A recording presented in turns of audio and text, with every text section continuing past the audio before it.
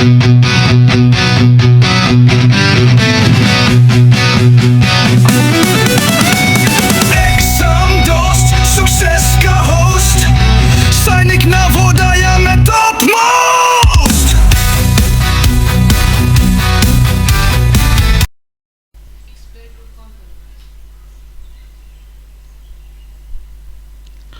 and welcome everybody to one of a very important session, the methods of suppression in everyday life. Starts with a quote, साधु ऐसा चाहिए जैसा soup सुभाए, सार सार को गही रहे थोथा दई उड़ाए. कबीरदास जी का दोहा है. Says just like winnowing makes the husk blow away while retaining the grains. Similarly, sages let the virtues stay while discarding the vices. Winnowing का मतलब होता है कि जब हम अपने ग्रेन्स में से चाफ अलग करते हैं. चाफ मतलब जो नॉन एडिबल पार्ट होता है ग्रेन का, जो उसकी कवरिंग होती है ग्रेन्स की, तो उसे विनोइंग से, हवा से हम अलग करते हैं. तो जैसे उसमें ग्रेन और चाफ अलग हो जाता है, उसी तरह साधु ऐसे होने चाहिए, सेजेस ऐसे होने चाहिए जो वर्च्यूज मतलब गुड क्वालिटीज़ को तो रख लें और वाइजेस मतलब बैड क्वालिटीज़ को हटा दें. Starting with the story.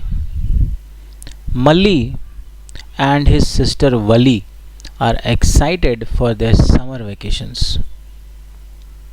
Their parents have planned a trip to visit their relatives and friends living across India.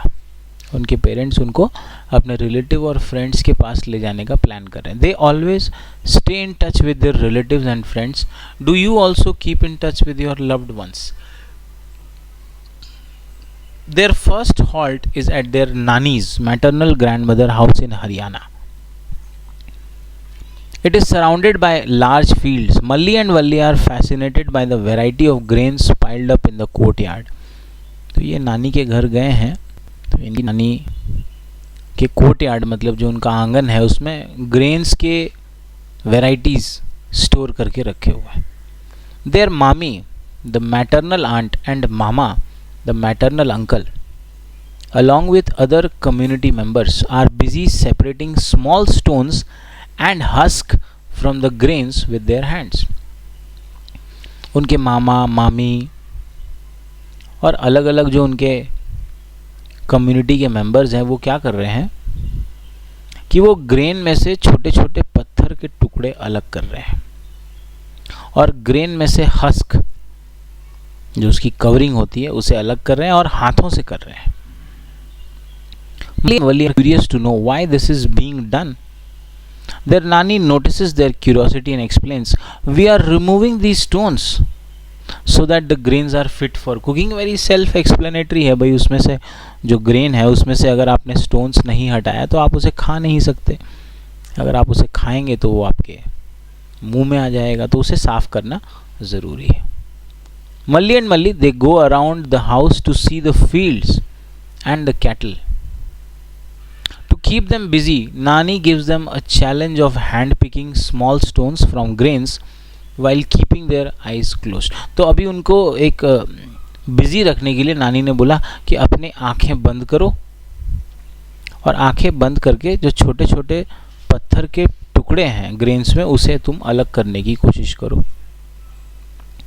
The method of picking by hand from a mixture when two or more substances are mixed, such as small stones and husk from wheat and rice, are called hand picking.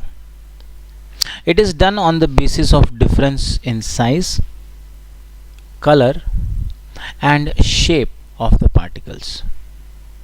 If the particles to be removed are present in small quantity and can easily be picked by hand, hand picking proves to be a convenient method. Important, hand picking तो simple है, हम आराम से ढूंढ सकते हैं, लेकिन hand picking में जो इम्पोर्टेंट है कि ये कब यूज़ किया जाता है, जब ग्रेन पार्टिकल और स्टोन का जो साइज़ है वो काफ़ी डिफरेंट होना चाहिए. ग्रेन पार्टिकल छोटे होने चाहिए और जो स्टोन्स हैं उन वो पार्टिकल्स बड़े होने चाहिए, तब हम हैंड पिकिंग यूज़ करना चेक कर सकते हैं।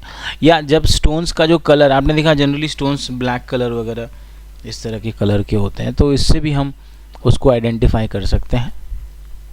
और हैंड पिकिंग हम तब भी यूज़ कर सकते हैं जब स्टोन्स बहुत ज़्यादा नहीं है, the number of stones are less, so then also we can use the hand picking method.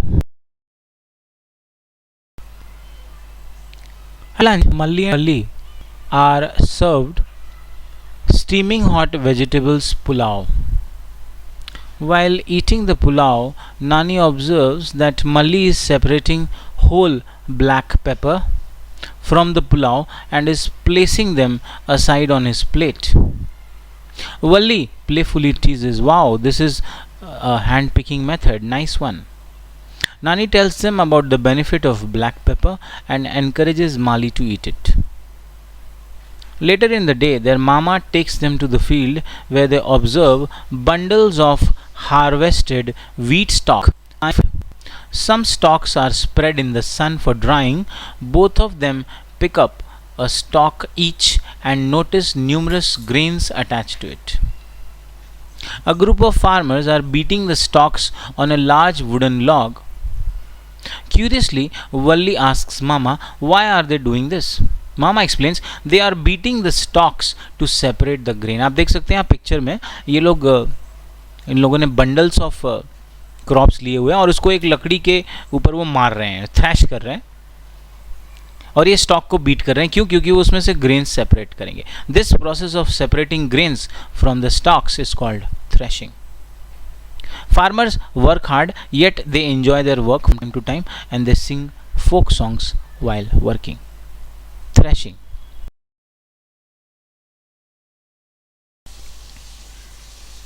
The separated grains get mixed with piles of husk. Valli whispers to Malli, "Will the farmers handpick the grains to remove them from so much husk?" She wonders, how much time will the farmer take to separate these?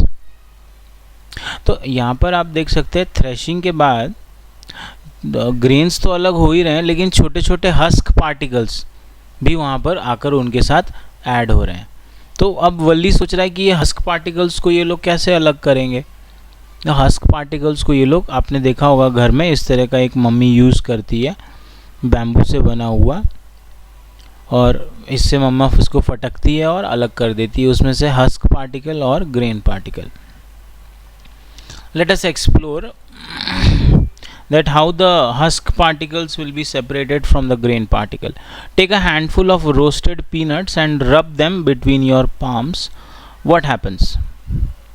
Is it possible to separate the removed skin and the peanuts? कई बार आप peanuts जब खाते हैं तो उसके ऊपर एक बहुत हल्की सी लेयर, एक कवर लगी होती है, जिसे हम हाथों से रब करते हैं और वो लेयर अलग हो जाती है. फिर हम उस लेयर को फूंक देते हैं, फूंक मारकर उड़ा देते हैं. And that is what he is saying. Then try blowing it. What do you observe? Which of these component removed peanut skins or peanuts are blown away? तो ऐसे मूंगफली हम हाथों में रब करेंगे तो उसकी जो कवरिंग होती है, उसकी जो स्किन होती है वो निकल जाएगी.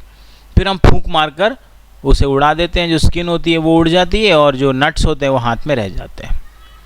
You observe that blowing air separates the heavier and the lighter components. हमको पता है कि अगर हम हवा चलाएं तो heavier और lighter components separate कर लेंगे. How do you think farmers separate so many grains from husk? Traditionally, a soup bamboo tray is used for separating heavier and lighter components of a mixture.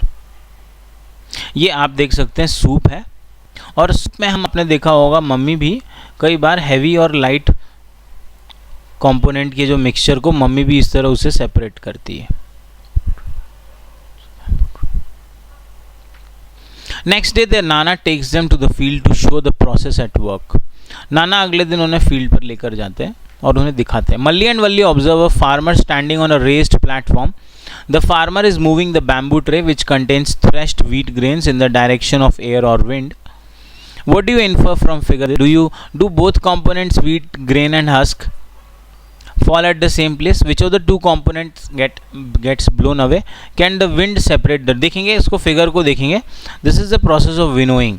आप देखिए कि एक जो farmer है ये एक स्टूल पे खड़ा हुआ है, रेस्ड प्लेटफॉर्म पे खड़ा है, फिर उसने सूप ले लिया है, सूप में उसने व्हीट ग्रेन और हस्क का मिक्सचर लिया, फिर इसको इसने टिल्ट कर दिया है. टिल्ट करने से वो नीचे आ रहा है. अच्छा, नीचे आ रहा है तो जो ग्रेन पार्टिकल है वो हैवी है, तो वो सीधे नीचे आके जमा हो रहे हैं, कलेक्ट हो रहे हैं. और जो हस्क पार्टिकल है वो लाइट है, तो वो हवा में उड़ जा रहे हैं, हवा में उड़ के वो साइड में जाकर इधर डिपॉजिट हो रहे हैं. This process is winnowing. The method of separating heavier and lighter components of mixture by wind or by blowing air is called winnowing. Now generally it is used in villages. आजकल तो हम modern cities में इसको use नहीं करते. Now Valli is unable to separate husk from rice in a closed room. Close room में ये नहीं होगा क्योंकि विनोइंग का जो प्रोसेस है उसके लिए एयर हमें चाहिए. Technological development have resulted in developing of threshing machines called threshers. These machines are used for separating grains from the stalk and husk. They perform both the task of threshing and winnowing simultaneously. तो अभी आजकल हमने ऐसे thresher बना लिए हैं जिससे winnowing और थ्रेशिंग एक साथ हम कर सकते हैं.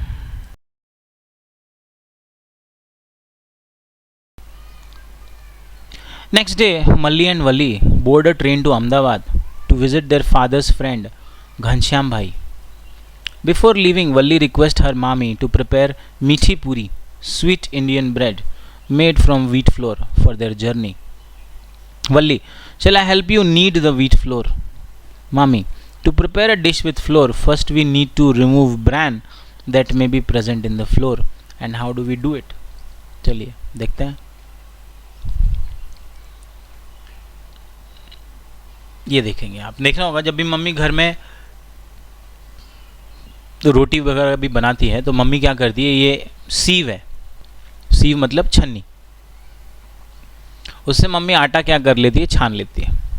We use sieve for this purpose. Sieving allows the fine flour particles to pass through the holes of the sieve as shown in figure, and the bigger particles such as bran and small stone remain on the सीव.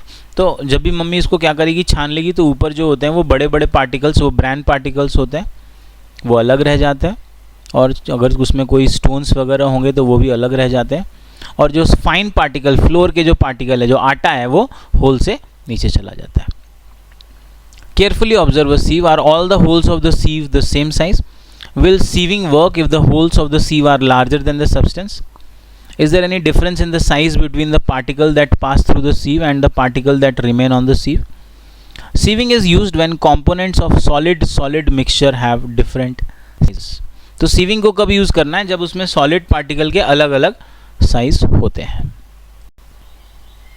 Now upon reaching Ahmedabad, they visit Sabarmati Ashram along with Ghanshyam Bhai, where they learn about the Namak Satyagrah, the Dandi March.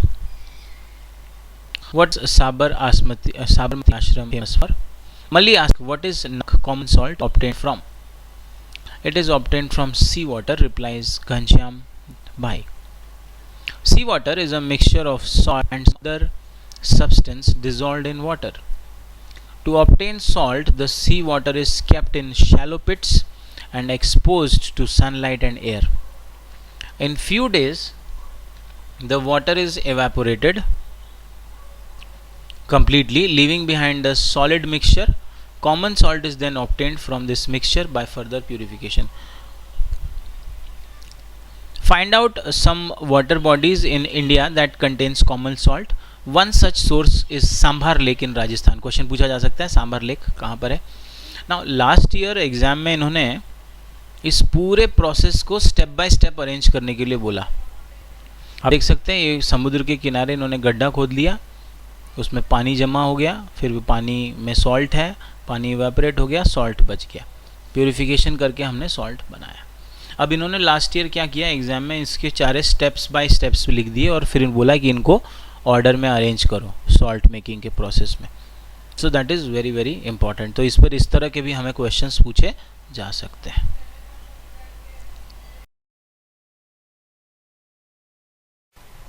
Now after the understanding of salt making process, Let us also see that in detail.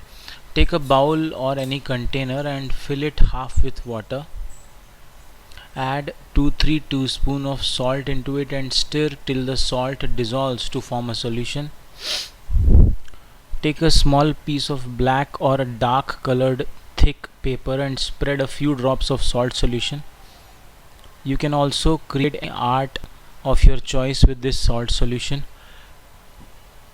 Allow it to dry and then observe it. ये हमने एक salt solution लिया है और उसको एक thick black pepper के ऊपर हमने रख दिया है. Now we observe some patches on the paper. What do you think is left on the paper? We can feel the presence of salt by touching the paper.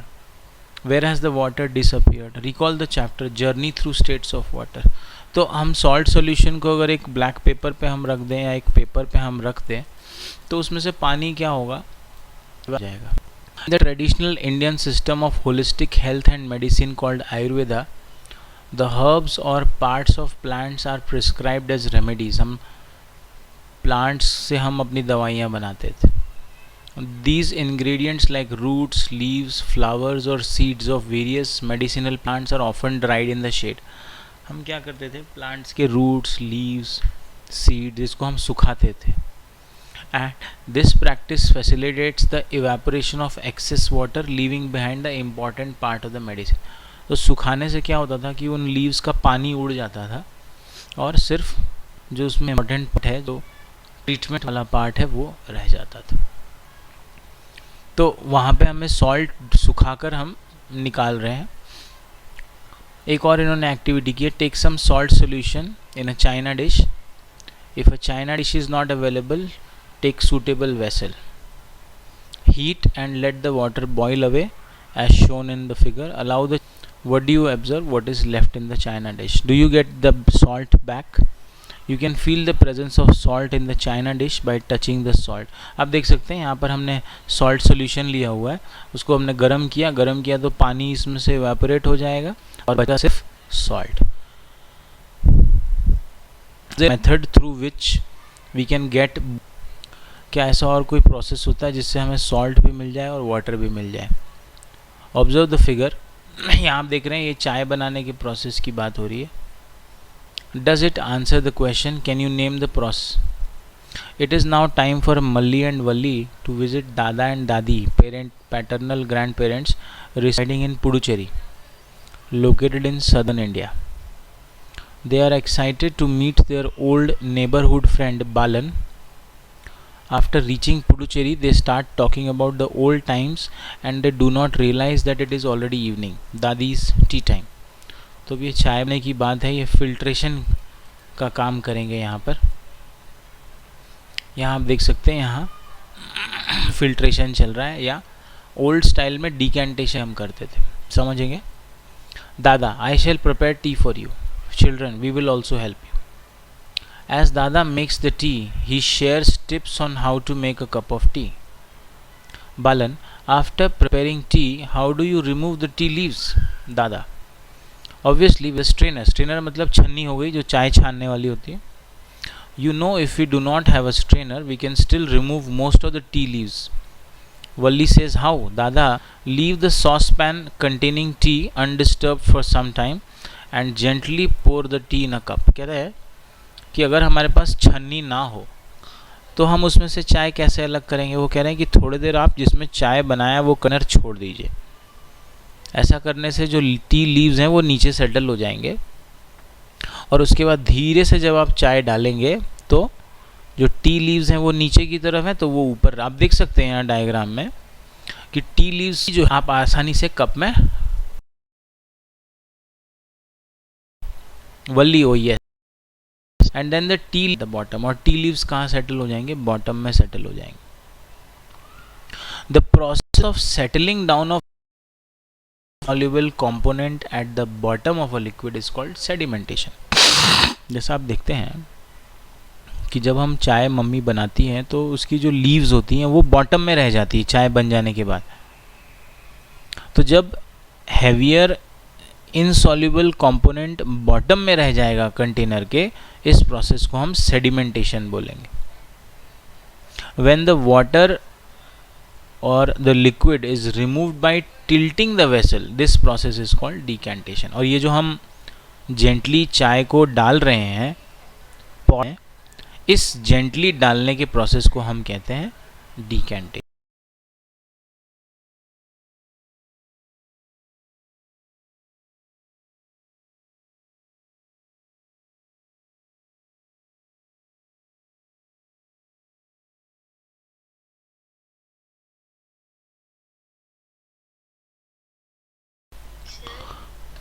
Moving ahead from here, in the chapter Material Around Us, we have studied that oil does not mix with water and forms a separate layer when left undisturbed for some time.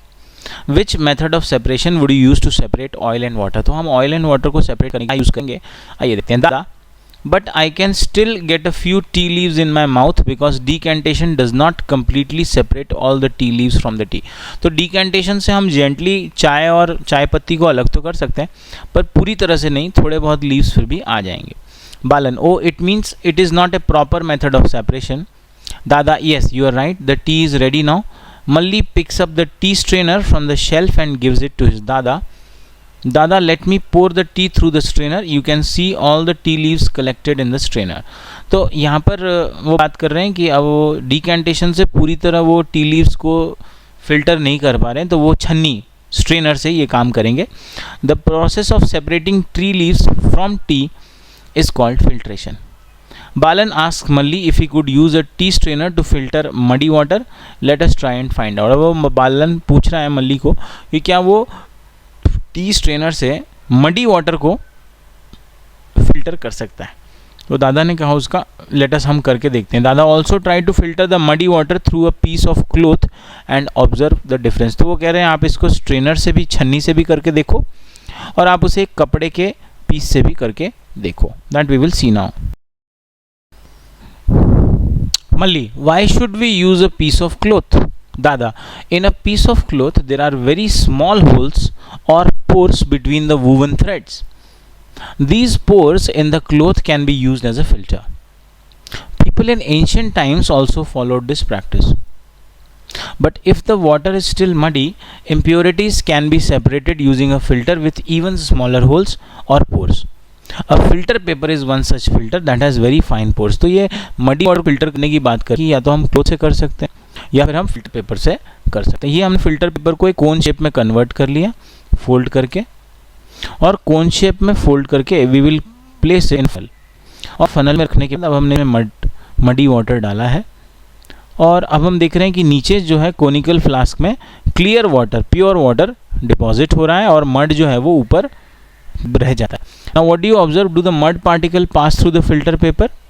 The water coming from the funnel will be collected in the conical flask. तो नीचे आप देख रहे हैं flask इन्होंने लगाया, ऊपर muddy water डाल रहे हैं, तो उसमें क्या है, पानी जो है वो नीचे जा रहा है और मडी पार्टिकल्स जो है, मड पार्टिकल्स, वो ऊपर ही फिल्टर पेपर में रुक रहे हैं. Now you will get mud as a residue on the filter paper and clear water as filtrate in the conical flask. Other than the filter paper, many materials such as cotton, charcoal and sand can be used as filters. हम cotton, charcoal और sand को भी filter की तरह use कर सकते हैं. The choice of filter depends upon the size of the particle of the material to be removed. तो filter कौन सा लेना है ये डिपेंड करता है कि हम किस पार्टिकल को रिमूव करते हैं.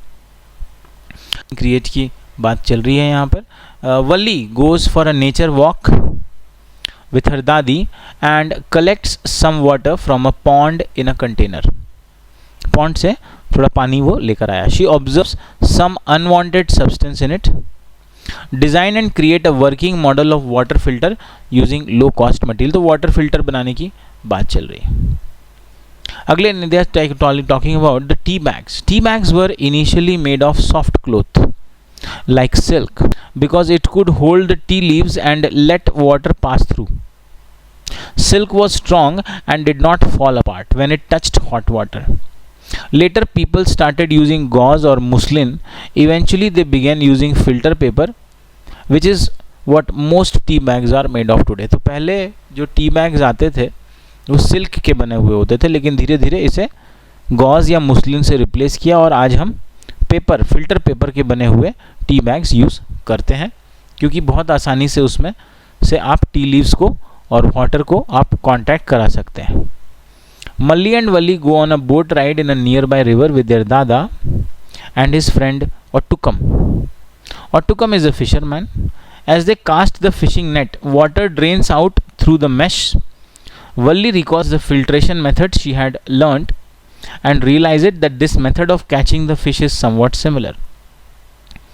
Malli is taken aback when he sees broken bottles, a large fish with a straw stuck in his mouth and food wrappers along with the other fish trapped on the net. तो ये कह रहे हैं कि इन्होंने पहला जो fishing process में भी इसी प्रोसेस को देखा, लेकिन वो सरप्राइज हो गए जब उन्होंने बहुत सारे dust particles, plastic particles, food rappers, ये सारे फिश के साथ साथ उनके नेट में आकर फंस गए, तो वो बहुत ज़्यादा सरप्राइज हुए. Let us raise awareness about the issue related to river and ocean pollution by composing a poem. यहाँ पर उन्होंने एक पोएम लिखी है जिससे वो रिवर पॉल्यूशन और ओशन पॉल्यूशन के ऊपर अवेयरनेस क्रिएट करना चाहते हैं. इससे ऐसा कोई क्वेश्चन हमें नहीं बन सकता. A bowl of milk in your home has gone parents how a bowl of milk in your home has gone sour. Discuss with your parents how you can use it in another way. Also, which method of separation will you use in the process?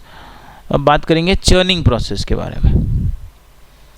Malli and Valli take the bid goodbye to Balan and travel to Madhya Pradesh. The train reaches Bhopal, Madhya Pradesh. The sun is rising and it is getting hot. On their way to Masi's maternal aunt home, they drink chach, buttermilk, in the dhaba roadside eatery. Malli asks the shopkeeper about the big painting hanging on the wall of the dhaba. The shopkeeper explains that the picture shows a lady performing the churning. ये आप देख सकते हैं picture यहाँ पर, ये churning कर रही है. Let's look at this churning method. The process of churning curd using a big churner to separate butter.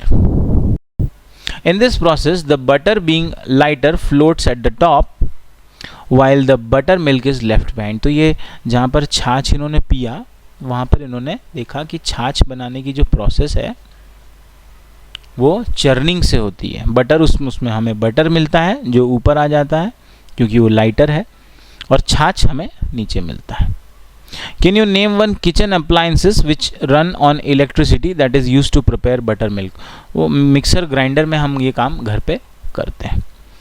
Their stay at Mas was enjoyable and they are looking forward to share all their memories with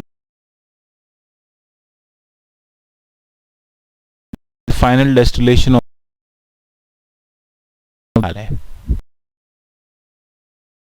Bua's maternal aunt's house in notice a carpenter few iron nails in the sawdust. जब वो अपनी बुआ के यहाँ पहुंचे तो एक carpenter काम कर रहा था, लकड़ी का गेट बना रहा था, जिसने गलती से जो नेल्स होते हैं, जो कील होती है, वो सॉडस्ट में, जो लकड़ी की जो डस्ट थी उसमें गिरा दी. और अब हम बात करेंगे मैग्नेटिक सेपरेशन के बारे में. The carpenter starts hand picking the iron nails. The children tell the carpenter to wait. They get a magnet from their bua. They ask the carpenter to move the magnet through the sawdust. All the nails get attracted to it. Now, which method of separation did the carpenter use? We have discussed in the exploring magnet. The substance which are attracted towards a magnet are called magnetic substance. Iron is a common example.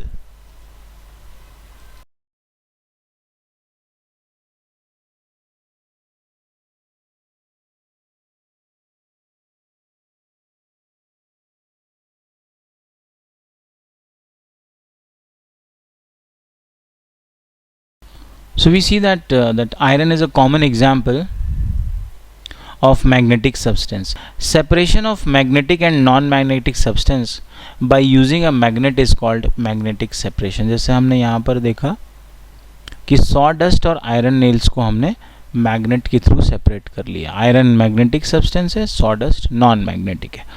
तो जब हम एक magnetic और एक non magnetic substance को separate करेंगे by using a magnet, we call it magnetic separation. Nowadays, recyclers use magnets to separate iron articles from a heap of waste. In many industries, the waste material often contains scrap iron. This is separated from the heap of waste material using magnets fitted to a crane. आप यहाँ picture में देख सकते हैं कि यहाँ पर एक heap of पड़ा हुआ है और वहाँ ऊपर एक क्रेन है। क्रेन के नीचे ये इन्होंने मैग्नेट लगा दिया है, येलो, और इस मैग्नेट को जब इस डस्ट से वो लोग इसके ऊपर रन करेंगे तो जो आयरन के जितने भी आर्टिकल्स हैं वो इसमें अटैच हो गए हैं। आप देखो यहाँ पर वो आयरन आर्टिकल्स जितने हैं सारे अटैच हो गए। एंड यहाँ से हम जो स्क्रैप आयरन है हम उसे रिसाइकल करते हैं और फिर से रीयूज करते हैं। Malli and Valli had delightful holidays and the Bharat Ki Yatra, the tour of India filled with fun, will be a everlasting memory for them. They not only enjoyed exploring different regions of India, but also gained a lot of knowledge about various methods of separation of substance. तो उनकी जो trip थी बहुत ही अच्छी trip थी। उन्होंने बहुत सारी नई नई सेपरेशन ऑफ सब्सटेंस की मेथड्स को सीखा, नए नए प्लेसेस पर उन्होंने विज़िट भी किया। इस टॉपिक से हमें एक क्वेश्चन पूछा जाएगा।